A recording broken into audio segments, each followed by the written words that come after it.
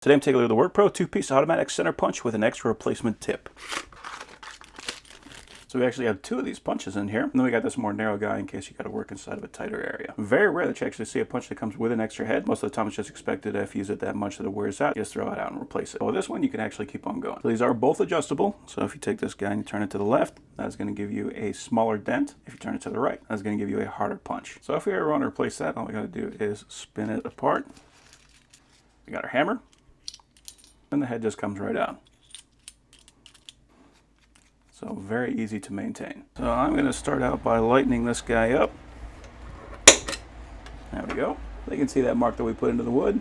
That'll be very easy to start a drill on. If I lighten that up even more, you can see that one is just a little bit shallower than that. And if we max this guy out, that is actually pretty close. Not a heck of a lot of difference. I think it's going to depend a lot more on the type of material that you're actually punching. So let's try this guy. Go very light and about medium and max. So there's our punches. Very nice being able to do this without having to use a hammer, especially if you got to work inside of a constricted area where you don't have enough room to actually swing a hammer. These things can really come in handy. So overall, some very nice center punches.